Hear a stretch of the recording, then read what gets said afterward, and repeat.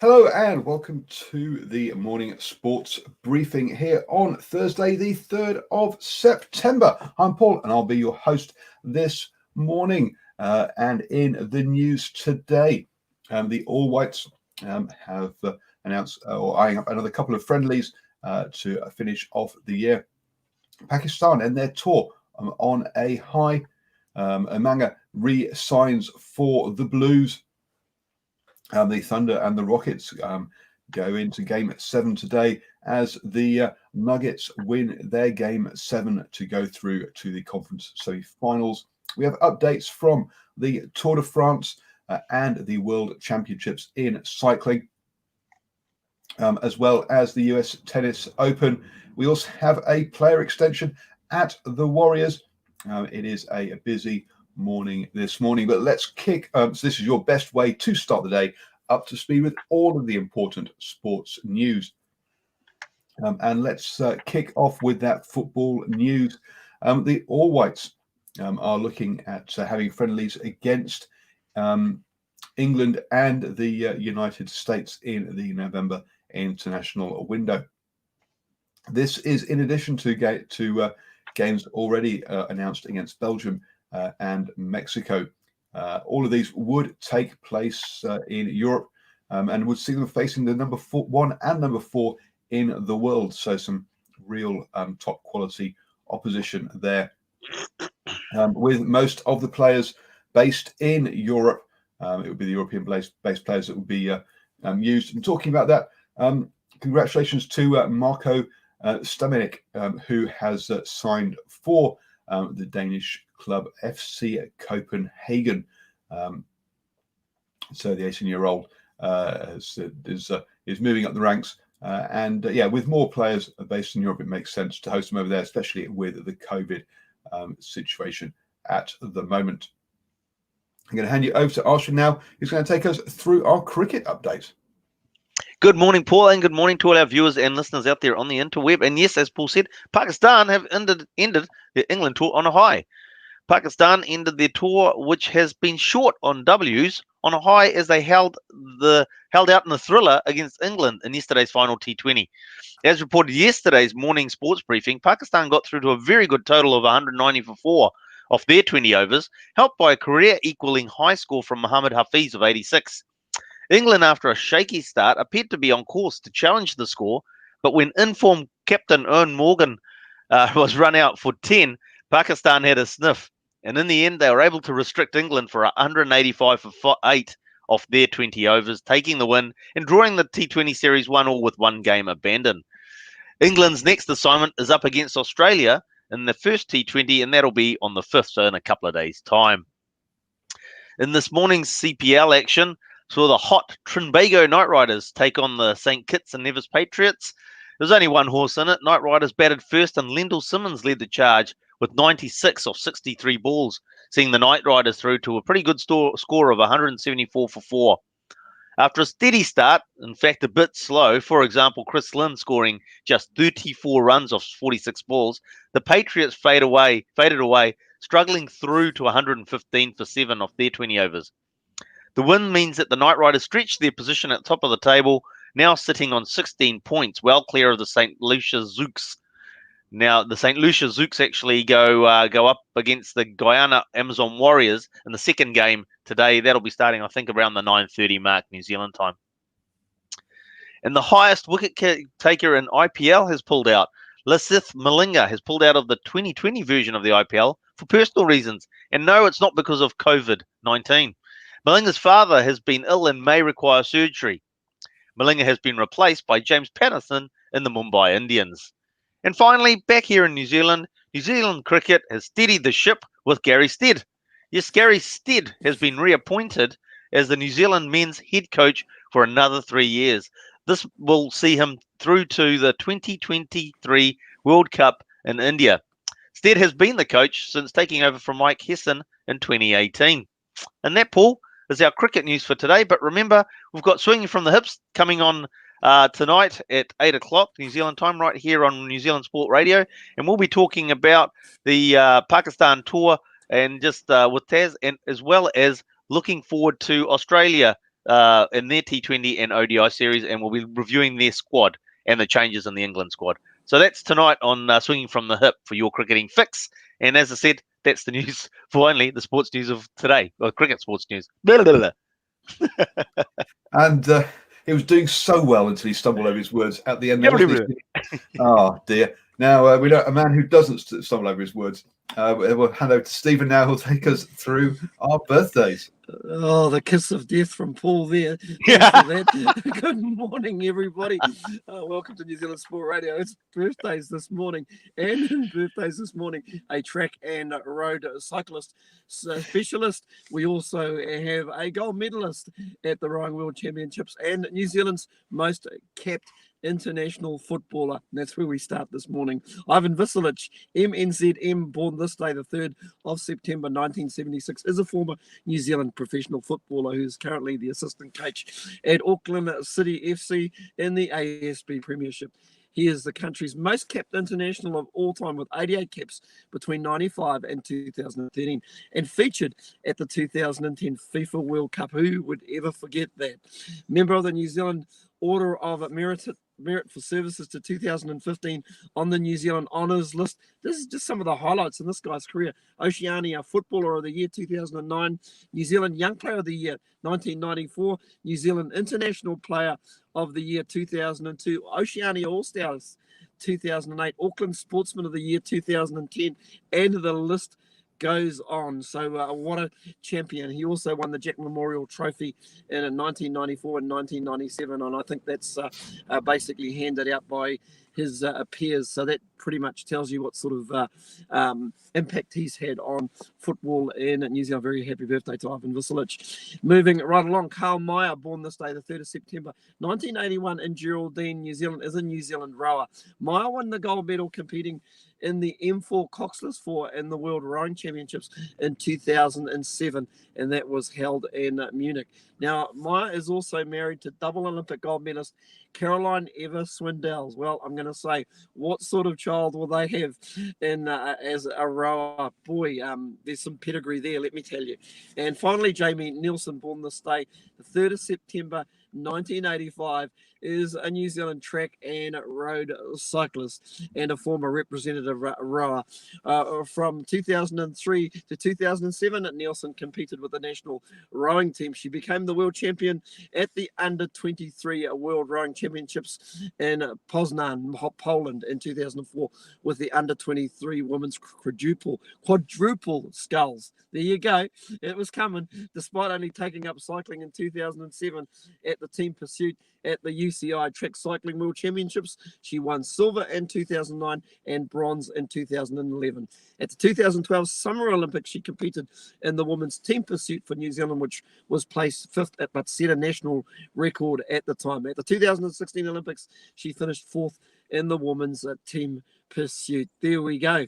We have our birthdays today for the 3rd of September. Ironically enough, that's when war was declared on Germany back in 1939. Hopefully not too much being declared in rugby, Paul. Back to you.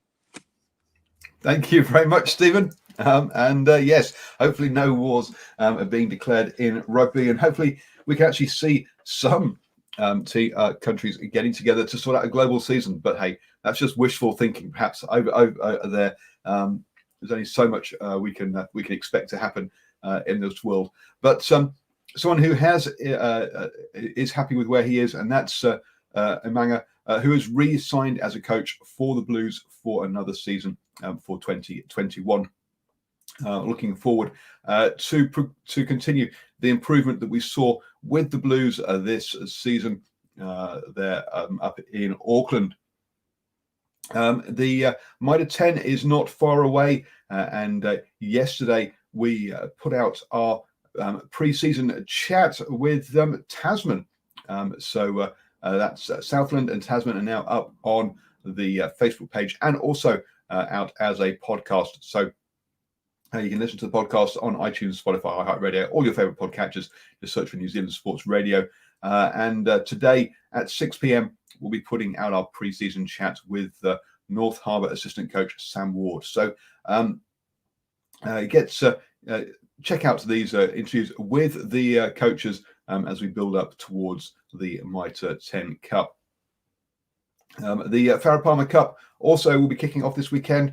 Unfortunately, it's with no fans, and also there would be no post-match interviews, so we won't be at any of the games this weekend. Do keep a track of how the Farah Palmer Cup kicks off this weekend, because remember, all of the Black Ferns and the Black Fern Sevens are going to be involved as well. So some sides such as Northland, having Portia Woodman in them, will suddenly be strengthened, and so look out for those games. I'm going to hand you back now to Stephen for the sport that just keeps on giving. It's our NRL update. Thank you, Paul. In league news this morning, Peter Hiku will extend his stay at the Warriors. Jack Hetherington, who was loaned out and looks likely to be loaned back again to the Warriors, and we check out the opening game in round 17 of the NRL, but it's with the Warriors we start this morning. Peter Hiku will remain a Warrior for at least one more season, having inked a one-year deal with the NRL club. Yesterday, the club announced that they'd agreed to terms with the 11-test Kiwis international, with his previous contract set to expire at the end of the season. Peter deserves his new contract, says Warriors recruitment manager Peter O'Sullivan. He has been in stellar form the last 6 weeks and has worked really hard on his game. He brings unbelievable skill and try-scoring involvement, whether it be setting them up or scoring them himself. It's no coincidence the wingers outside him are always around the top of any try-scoring list. So good news for the Warriors, and maybe more good news for the Warriors. Lone player Jack Hetherington seems likely to make a timely return to the New Zealand Warriors for their NRL playoffs push. The Penrith Panthers prop had made a significant impact for the Warriors after answering an SOS to help add depth to the club's severely depleted forward stocks back in June. But a 4-week suspension for dangerous contact in the Warriors' win over the Sea Eagles and the Penrith's own injury issues saw him recalled to the parent club last month, with the Panthers now somewhat back to full health and his suspension to be completed after the upcoming round. Warriors coach Todd Payton is hopeful he'll have Hetherington back in his squad and available for selection against the Sharks next weekend. And speaking of the Penrith Panthers, well, it's the opening game of round 17. That's happening at Suncorp Stadium this evening at 9:50 p.m. New Zealand time. And yes, it's that team that is in hot form. They're on a hot streak. It's the Penrith Panthers up against the Broncos. You'd have to be a really much of a risk taker to maybe put money on the Brisbane Broncos this evening, because we've got a Panthers side that's got a winning streak. And I think it's around about 10 games, Paul, if they knock it out of the park tonight. And quite frankly, I think we'll probably be talking about a Penrith Panthers victory tomorrow morning when I'm back for league, and that's when I'm going to see you again. So I will take the exit stage right, and don't go put money on the Broncos. You'll lose it. Absolutely not. The Panthers, with a record of 14 wins, 1 draw and 1 loss this season. Yes, you can't. Not much chance of the Broncos winning this one. So thank you very much, Stephen, for that update, and we'll catch you tomorrow at 7 a.m. here on the morning sports briefing.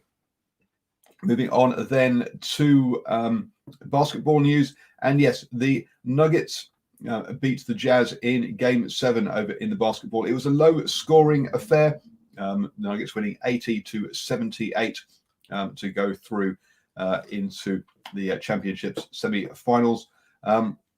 The final place in the semi-finals, championship in the semi-finals will be decided between the Thunder and the Rockets today that starts at 1 p.m. They've got into Game 7, to finish off that series, that's first to 4 in that series. Also before that, the Heat versus the Bucks is at 10:30. They're already into Miami. Already have a 1-0 lead in that one in the conference semi-finals, and Boston have gone 2-0 up over Toronto in the other Eastern Conference semi-final. So those already progressing. Moving on to the cycling then, and in the Tour de France, a bit of a surprise winner with Wout van Aert sprinting to the victory on what was a very uneventful day. Well, it was an uneventful day, except for the fact that Julian Alaphilippe was docked 20 seconds for taking an illegal feed. You're not allowed to take sustenance from in the last 20 kilometers, and he took a bag of food and drink at about the 17-kilometer mark, and therefore he got docked 20 seconds. He was unaware of that one. This is basically a safety rule in the fact that the race starts to heat up generally in that towards the end of the race, and having people handing out things in those last 20 Ks can be dangerous, but wasn't yesterday on what was a pretty boring flat stage.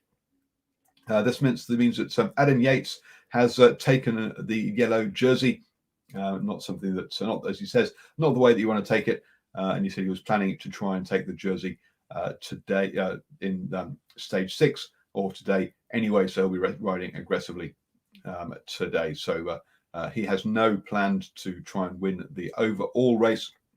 He came in saying he was aiming for stage victories, so he won't be looking at defending the jersey too strongly. Also, we saw Sam Bennett finish 4th, I think it was, in the stage, which means that he now has taken over the green jersey from Peter Sagan. Sorry, Sam Bennett finished 3rd. Peter Sagan finished 4th in the stage. And that's a points jersey for the best sprinter in the race. So Sam Bennett taking in green now in a close battle with Peter Sagan for that jersey. Being a flat stage, no updates for the Polka Dot Mountain jersey. Over in women's cycling, and Amanda Spratt has signed a 2-year contract extension with Mitchelton Scott.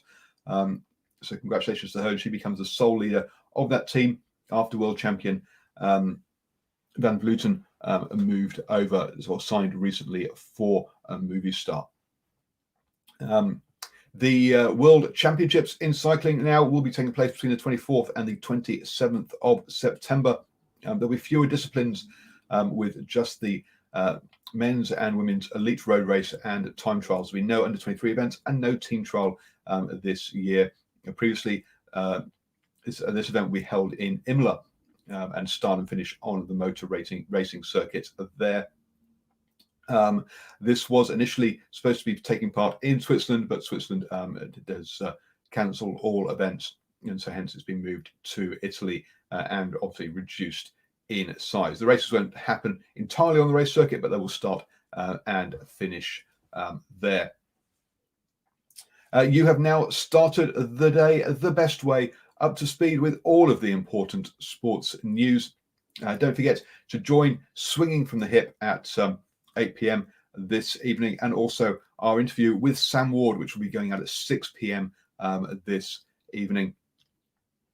So lots of sporting action and news coming to you from New Zealand Sports Radio. You've now started the day the best way, up to speed all the important sports news. We'll be back at 7 a.m. tomorrow morning with the morning sports briefing.